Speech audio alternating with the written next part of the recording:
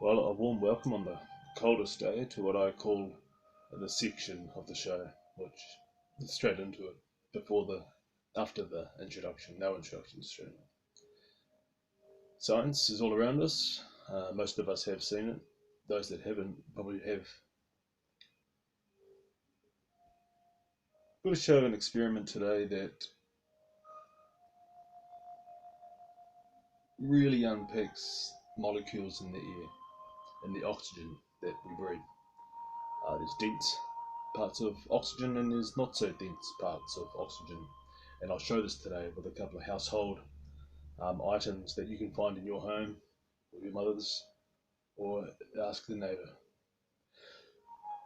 So what you need is your average tea towel, water, which I've got here, tea towel, water. You need 2 rocks. This is a notepad with sticky adhesive.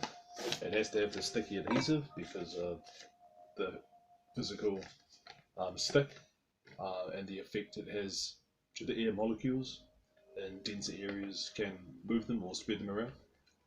And a toothbrush or a comb would do as the fine thistles thread in between the layers of the patched oxygen and help to cut it up if you would and move forward. So imagine a thick cloud of fighter jets floating through, fighting, and they'll be breaking it up. And this is what this is for.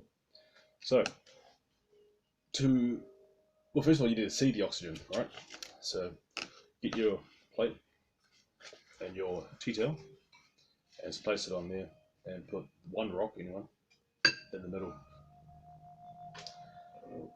Grab a little bit of water and put it.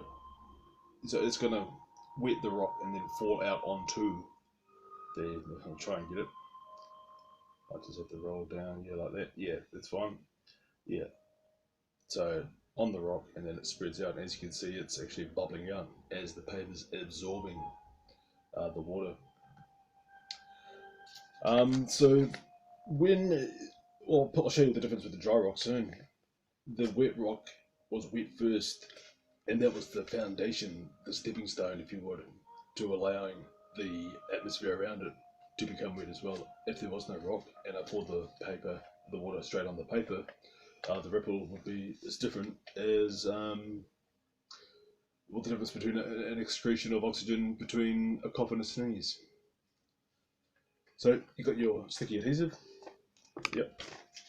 So what you do is you actually put it under the wet. Don't worry about it if it's not going to stick. So just anywhere under, making sure that the sticky is touching the wet tea towel, and then press it down. Not too firm. You can see it started to come through now. All right, so you can probably see it there. You can see it coming through a bit. So this is where things get interesting.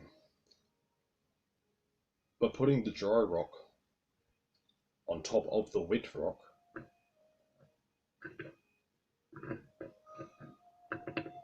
somehow it's like, there, I think I've got it.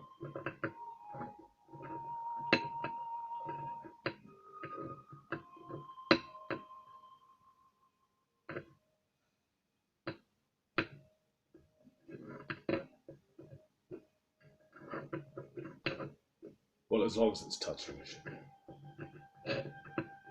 Yeah, so it's covering up a bit of the wet rock with the dry rock on the high surface of it. So this is where your toothbrush or Pico comes in handy.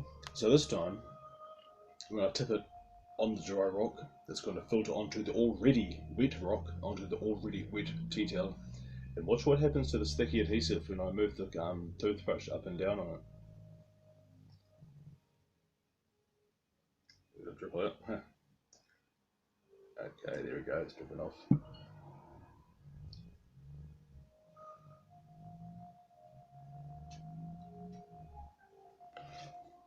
A little bit. So the air that was there before the experiment has now been completely broken up. and it's now a less dense pocket of air. It's, when you look at the island with the beach and the waves hitting the rocks, creates the bubbles, creates the foam. It's like a machine doing all of this naturally. Naturally, this is unnatural, but it's natural items to show how the experiment works. But yeah, flicking it, the sticky adhesive is of course. Watch this. Oh, that's. I can see it. I peel it back. Nothing is going to enter the area where the top of the dry rock wet with the second rock, filtering out what was already wet for another puddle. Yeah, so it's you just find a couple of things at home to really put it in the basic speech. Yeah, I took something from that.